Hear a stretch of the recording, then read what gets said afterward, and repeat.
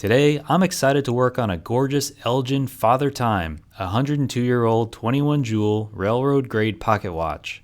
When I received it, the watch refused to run and it wouldn't even set the time. As I've learned from past experiences, appearances can be deceiving. Is this watch in worse condition than it looks? Whether you're a watch enthusiast, amateur watchmaker, or collector, I hope you'll be entertained by this walkthrough of how I restored this intricate timepiece to its former glory.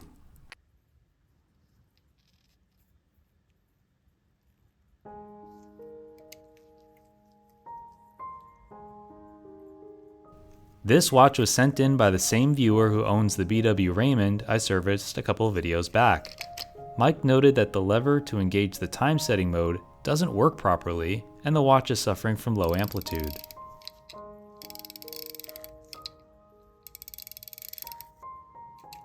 Actually, I can't get any amplitude. This is a lever set pocket watch, which is pretty standard for the railroad approved variety. This means time can't be set without first removing the bezel and pulling out this lever. In this case, the lever is refusing to engage and immediately springs back in. I'll revisit this when the dial comes off. I just love this gold-filled case. Someone really cared for this watch, and these high-grade Elgin movements are truly stunning. The attention to detail, the design elements on the plates and other components are why I fell in love with antique American pocket watches in the first place. I'm using the Presto tool to remove the hands, protecting them and the dial using a piece of plastic film.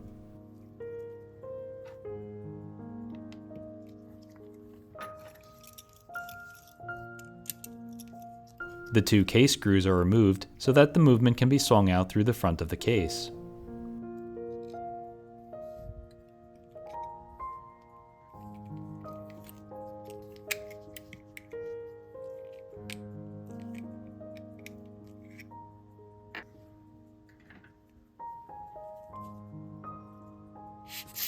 Nope, still nothing.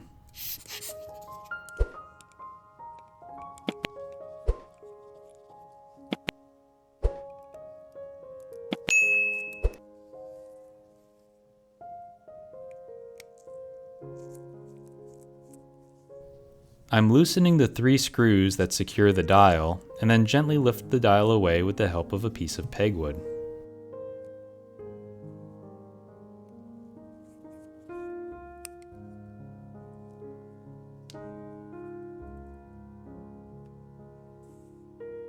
Troubleshooting the lever action. It appears the cause of the lever not wanting to come out all the way is that the yoke is having difficulty moving the sliding clutch along the internal stem. On a comparable movement, you can see how the yoke must freely slide the clutch against the minute wheel in order to enter time setting mode.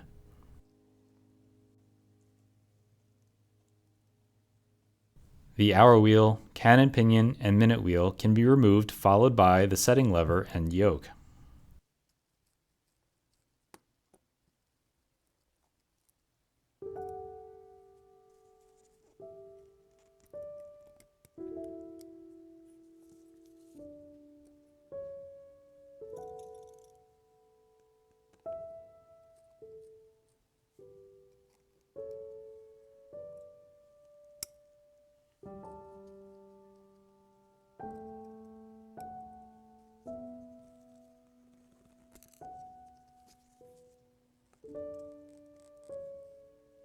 That is definitely stuck.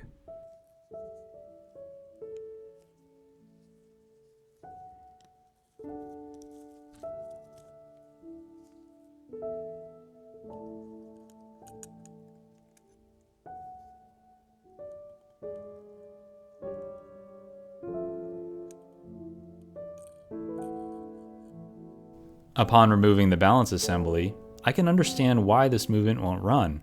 The pallet fork is extremely sluggish, typically because of old oil that had dried out and is now a sticky mess around each of the pivots in the train of wheels. I'll proceed with disassembling the movement after first letting down any remaining power in the main spring. The pallet bridge and pallet fork are removed.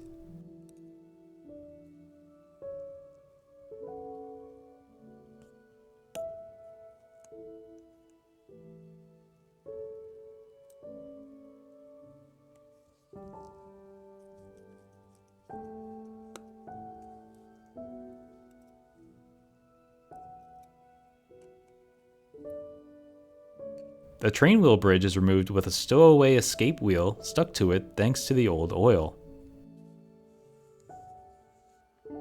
The ratchet wheel is separated from the mainspring barrel arbor so that the barrel bridge can be lifted away, revealing the rest of the train.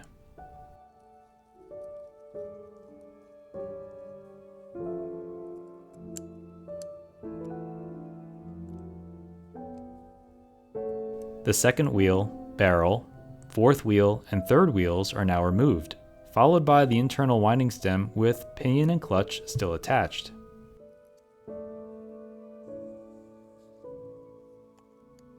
Along the way, I carefully inspect every jewel under a microscope, but I didn't need one to spot this big old crack in the lower center wheel jewel.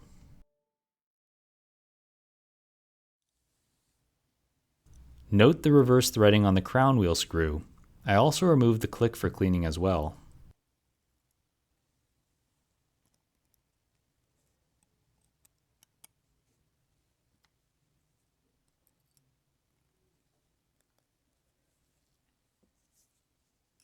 This sliding clutch is not doing much sliding anymore. It was quite stubborn to remove.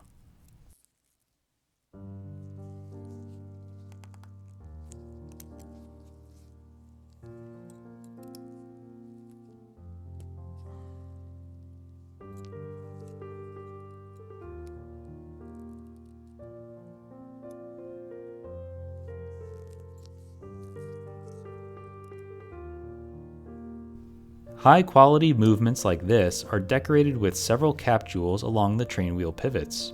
I assume to help further prevent ingress of debris and to better contain the oil against the pivot. These are all removed for cleaning, and I'm going to try super hard to remember which goes where.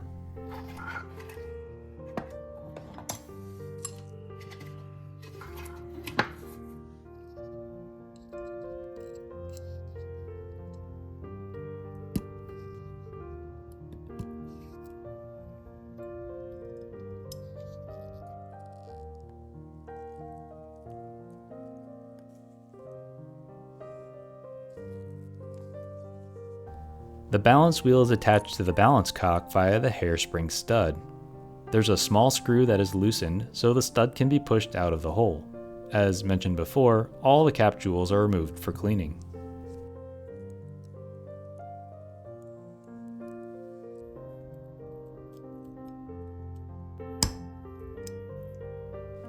Mike, who you know from My Retro Watches, jokes that it's not a spinner watch repair video without a staff replacement, but in this case the pivots are serviceable.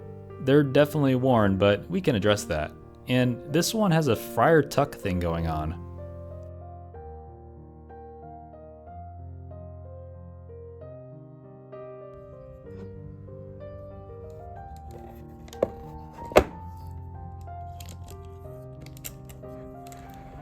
This is a jacket tool, though some pronounce it jacko, which is used to breathe new life into pivots by working the steel longitudinally over itself to create a smooth, work-hardened surface using a burnisher.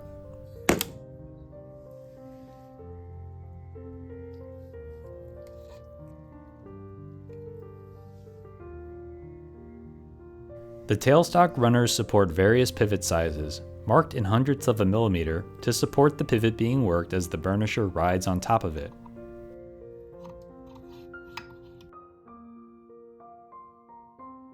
The headstock is manually driven by a bow with my left hand as I work the pivot with this burnisher in my right. One of the edges of the burnisher is slightly rounded for use on conical pivots, such as on balance staffs.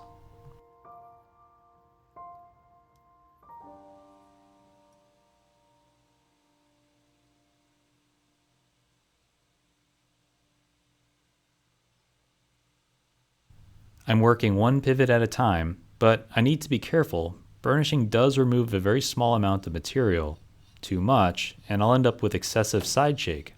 Fortunately, these pivots only need minor work, so a little will go a long way.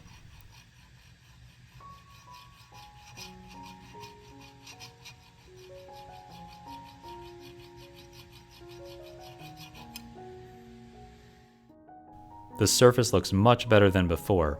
The conical shape of the shoulder and the roundness of the tip was also preserved in the process. I like to do a quick poise check whenever I have the balance removed. In this case, I was surprised to find the wheel was nowhere near poised. You can tell by the large oscillations at the end. A little is okay, but in the most ideal case, there would be none. Now, a choice is to be made. I can either add weight to the lighter side or remove material from the heavier side. If the meantime screws can be trusted, they are unscrewed a few turns as a way to slow down a normally fast wheel. Removing weight would only speed things up and require those screws to be further turned out, and there's only so far you can go with that. So I'm going to be adding weight by way of timing washers to the lighter side with the expectation I can screw in those meantime screws a bit. The goal of the meantime screws is to bring the balance into the ballpark of regulation so your regulator needle isn't pegged to one side or the other. Kind of like how a figure skater extends or retracts her arms, the speed will slow down and speed up respectively as the pair of opposing screws is turned out or turned in.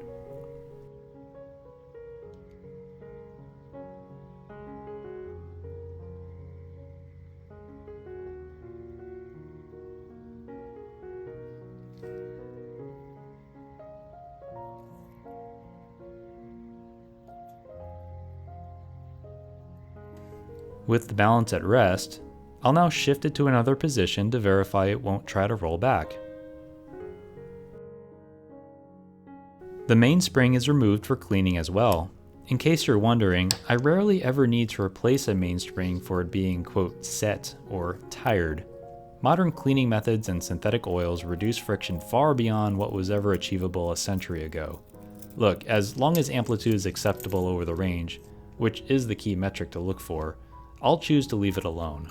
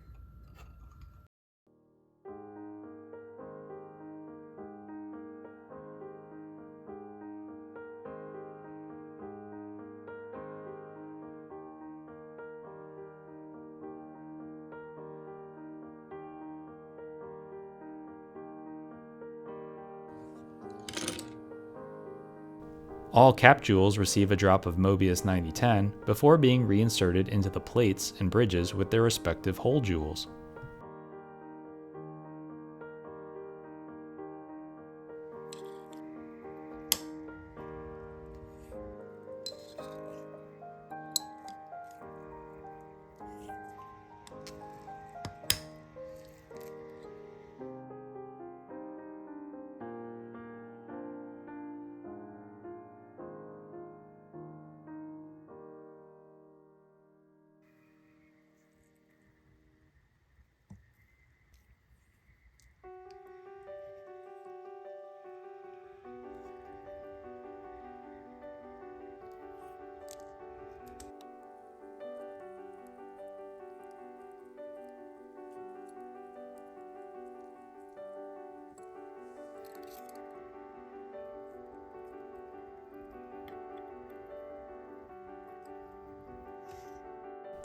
I was able to source a replacement center wheel jewel in setting to replace the cracked one.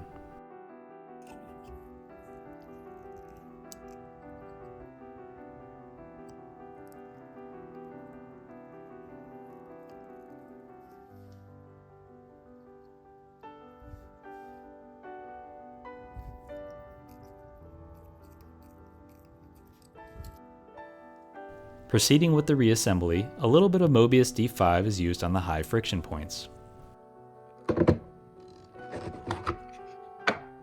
In the past couple videos, some of you have been asking to see the full mainspring process, so for this video I decided to film this step even though these winders can be really finicky. Mark Lovick made an excellent video making the case for the use of winding devices instead of hand winding the spring. The issue is, you can just as easily destroy a mainspring using a winder as you can with your bare hands.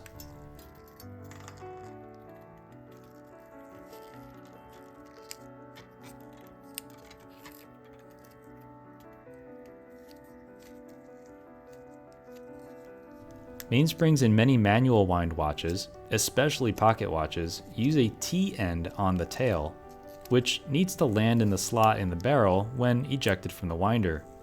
If you struggle getting this to happen, try winding the spring so that it sits a little higher in the handle, allowing the T-hook to sit a bit higher. This makes it easier for it to find the notch when lining it up for ejection.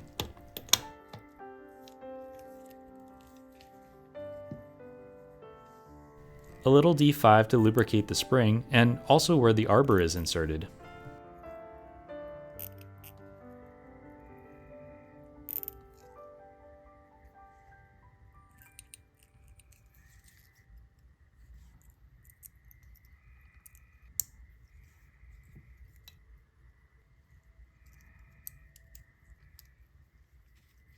Yeah, I know there's a cheap plastic tool I can use for this, but my fingers haven't failed me yet. The stem, sliding clutch, and winding pinion work great now. I did add a tiny bit of Molykote DX grease to the faces of the winding pinion. Reassembly continues with the train of wheels, starting with the barrel, third wheel, escape wheel, fourth wheel, and finally the second wheel.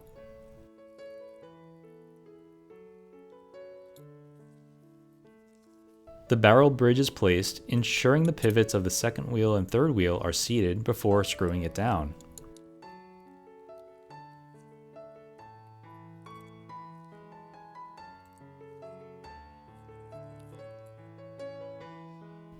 The train bridge plate is now placed as well.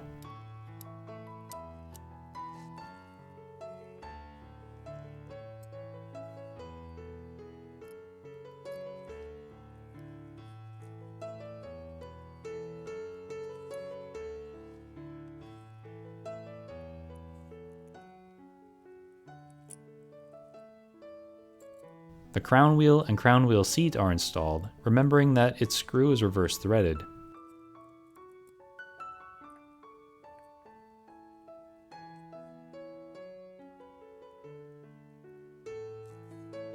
The click is placed while aligning it with its spring that is fixed to the underside of the plate.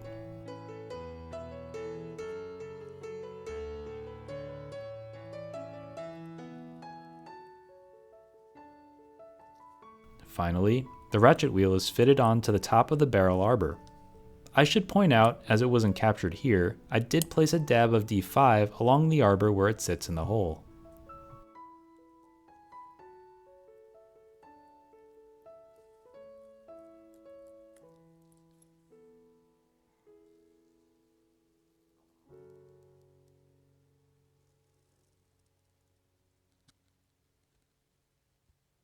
The pallet fork is installed with its respective cock. Of all the pivots, these are the ones I'm most concerned about. It's really easy to snap a pallet fork pivot upon tightening the screw if the pivots aren't seated.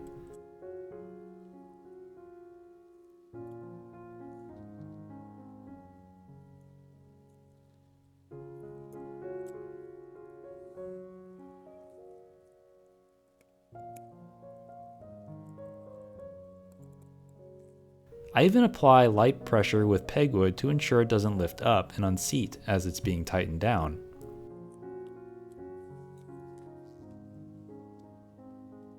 Onto the dial side, the cannon pinion is fitted to the center wheel arbor, followed by installation of the minute wheel and its associated guard plate. I went ahead and placed a dab of D5 on the high friction surfaces.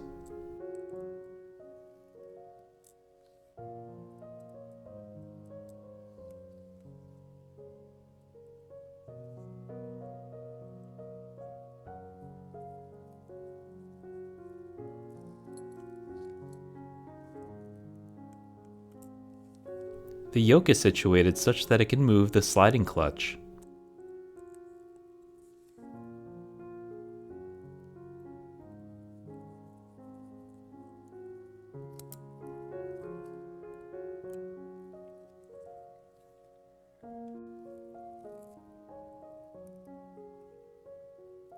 Finally, the setting lever is installed, and I'll place a dab of DX grease where the tip of the lever pushes and slides against the yoke.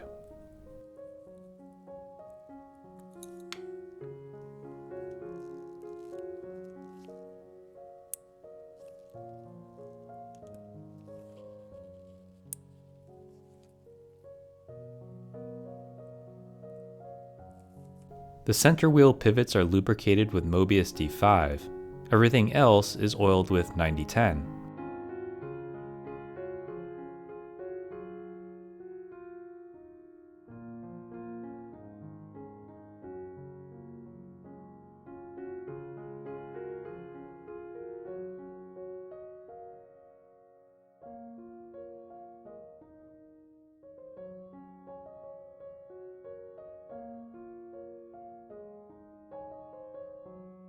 I usually oil the tips of the pallet jewels with Mobius 941 before reinstalling it, but I'm going to try something a little bit different.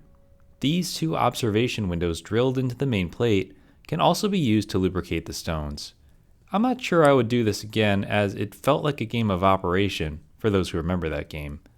My preference is still to oil the stones with the pallet outside the movement.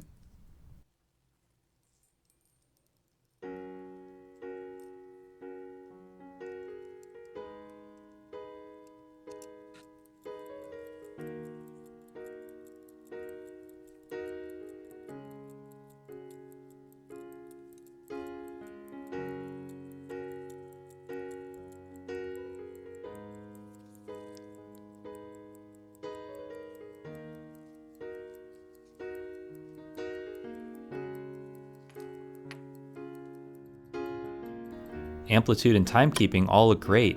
Beat error is under 1 millisecond, which is acceptable as well.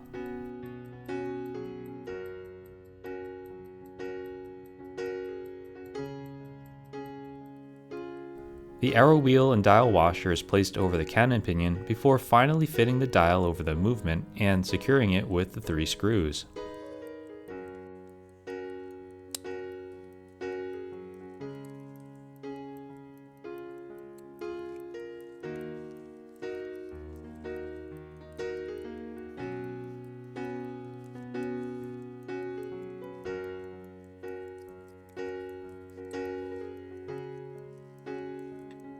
The movement is installed into the case from the front, and the 2 case screws then hold it in place.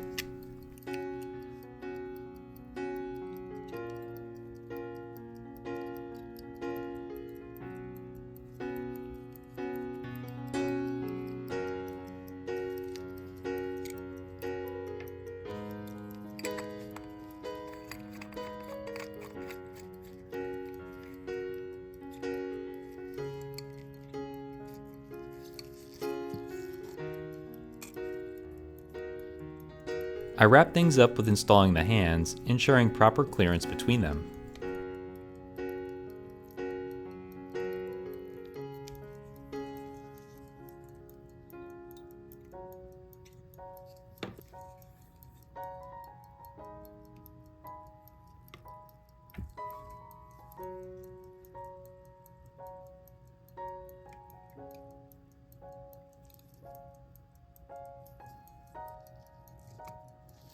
I want to thank Mike once again for sending me such a stunning watch to work on. I feel honored to be trusted with a collectible like this one, and I hope he enjoys it for decades to come.